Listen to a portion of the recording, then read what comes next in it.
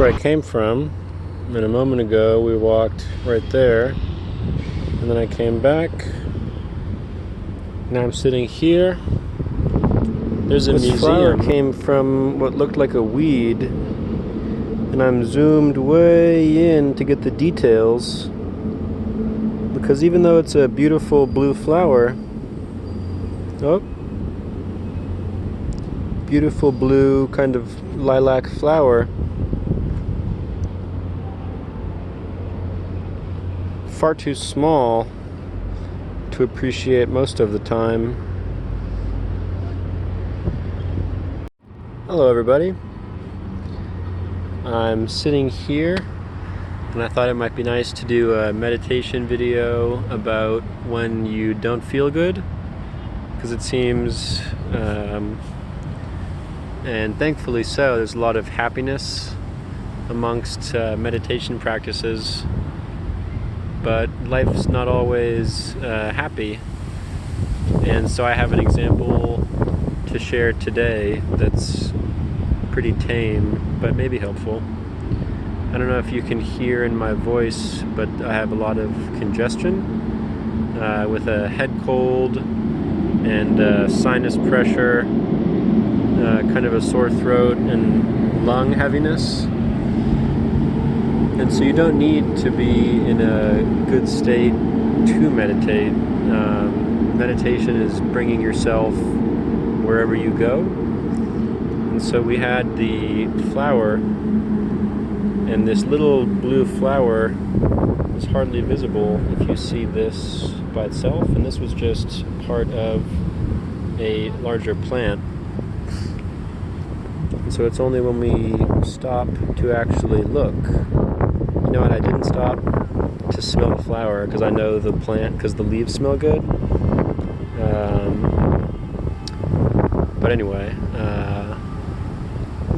so if you have anything going on that's physically painful or emotionally painful or just difficult to acknowledge, that does not prevent you from meditating. It's going to help your meditation practice. Well, instead, I like to think of it as like more weight if you're working out.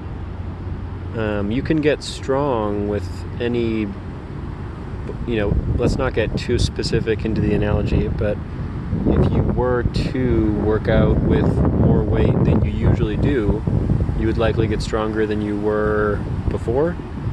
And so when you meditate or bring your meditation practice into more difficult things in your life relative to whatever it is you're going through,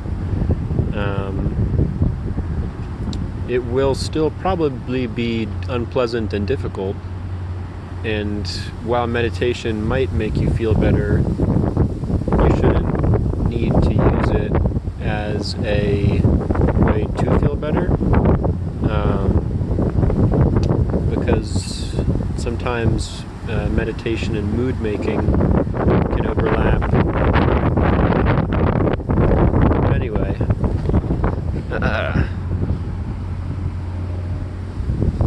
so I'm sitting here on this freshly painted bench. Yes, I did make sure that it's dry, and you might be able to hear the wind. I don't know if anything I'm saying is audible, but just like before when we were on the boardwalk, inhaling, exhaling. The only difference now is that it takes me longer to inhale and exhale because of my congestion, but maybe tomorrow I wake up feeling totally healthy, and then all that is left is, the experiences from the time. So if I'm a little bit congested and I want to use that as a tool to practice with, I can notice the physical sensations.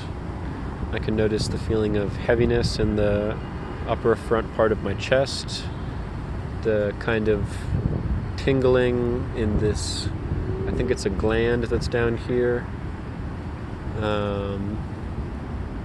kind of a fog, as if I'm high or hungover, pressure in my eyes, soreness in the throat, noticing the feelings of everything happening. But even still, the meditation is there and it's available. So just breathing,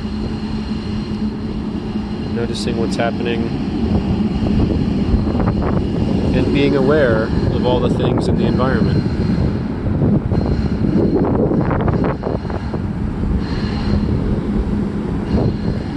Kind of a busy intersection area in Boston. But just like the external environment can be loud and we can still meditate comfortably, the internal environment can still be loud and we can still meditate comfortably. A question that might be important that I don't necessarily have the answer to is, are you your thoughts? And when there are no thoughts happening, is there more of you or less of you? And that's just to say, I'm watching the train moving.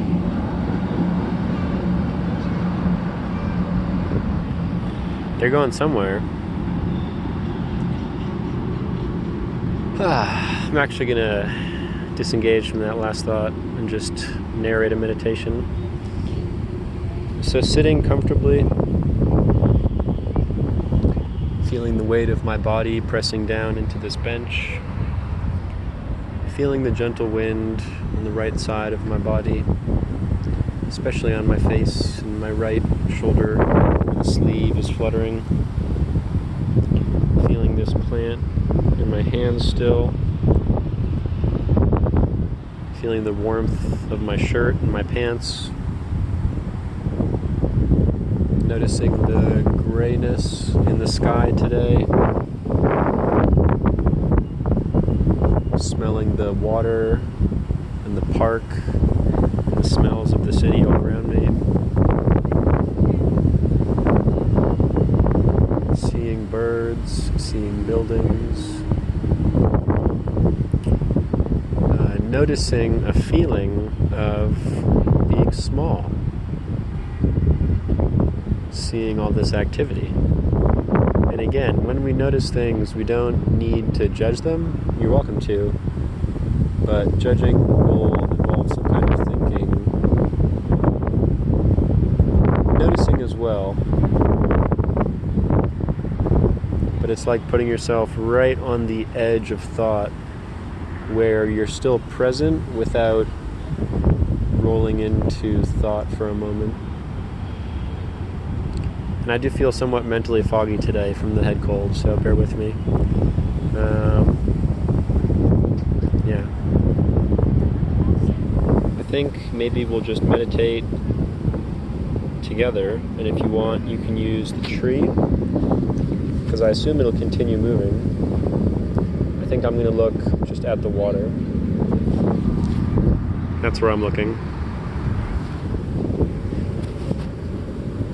Fun.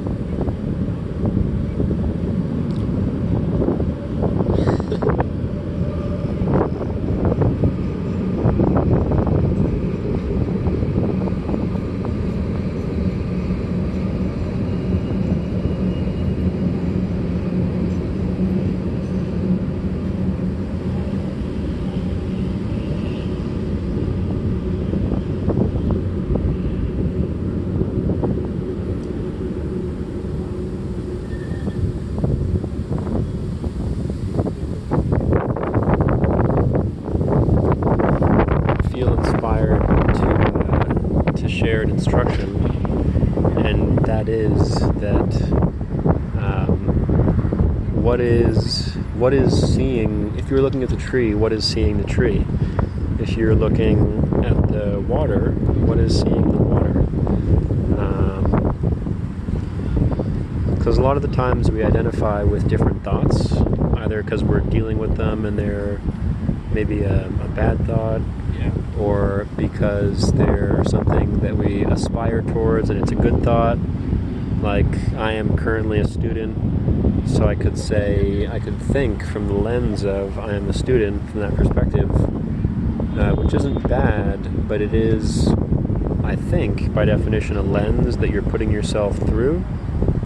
And so part of meditation, and I think part of the benefit of meditation, is identifying those lenses that we're seeing through and not necessarily discarding them, but giving ourselves the option of something else. And so I guess the question is, what would it be like to experience things with no lens whatsoever?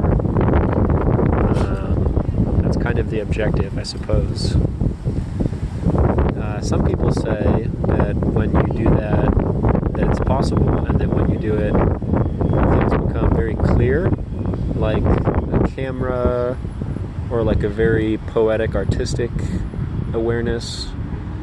And then some people, citing religious texts, for instance, say that when you realize what it's like to see without a lens, that you transcend your body.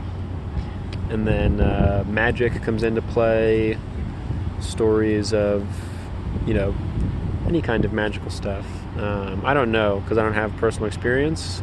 I have hopes and beliefs, but that's not really important as much as my own experience if I'm putting myself in this role talking. And so I was looking at the water meditating, and that thought came up of differentiating how many lenses deep one might be.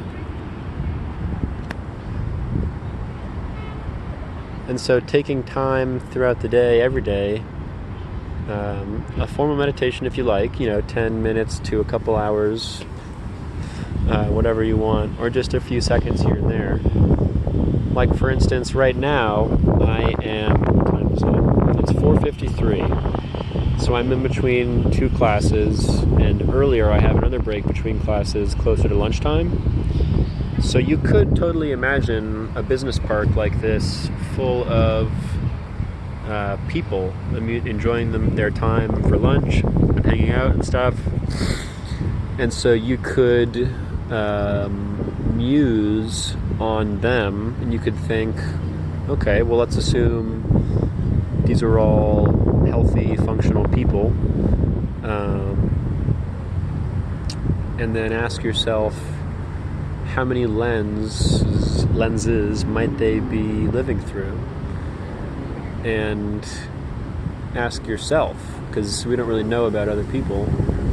We have our impressions and our intuitions and our emotional, energetic connections. But ask yourself, if you were in a situation like that, just hanging out in the park, take a nice deep breath in, begin to feel more of all the things happening, begin to feel more of the interpretation of all the things around you and the impressions they have on you. And then give yourself the permission to do a little exploring, and you can ask yourself, do I feel like I'm living through any lens or title right now? And you can use that to, I don't want to say free yourself, but to give yourself the option of seeing differently. And not just seeing in a literal sense. You don't even need to have eyes for this. I mean your perception of what's going on. So if you're hearing a noise, you're hearing it through a lens. And if you're smelling something, you're smelling it through a lens. And even if you're dreaming it through a lens. There's some kind of narrative or story. And so meditating, whether it happens all at once or over a lifetime process, we recognize. I'm not even sure if I should be recommending identifying different lenses. I think you'll probably recognize what it is when you realize a lens. But then just playing around with the process of finding the camera, so to speak, if we're going to run with this analogy. And so everything that you're doing, I mean, it's very, very few people, myself not included, can stay present in everything. And so it's just whenever you remember that you're that you have this option of this tool of meditation, and then you look at something like, for instance, just when I did that quick breath in, I felt the the tightness in my throat, and even without words, just I had like the emotion of like, oh, sick, like no me gusta. And I think that's a fair assumption or a fair statement, but it's still a lens. I could just feel and be totally aware, not, clouded or anything, but totally aware of the feeling without giving it a title. This video has already gotten long. I do like longer videos, so I hope you do as well. I'm not really sure how to make short videos without it just being silly. Not that silly is bad, but I'm pretty stoked on this thing that we're doing together. I hope that was helpful. I hope that was coherent. Feel free to email highheartmeditation@gmail.com or comment below. Have a wonderful day, month, year, life, and yeah, enjoy the process. Now it's raining.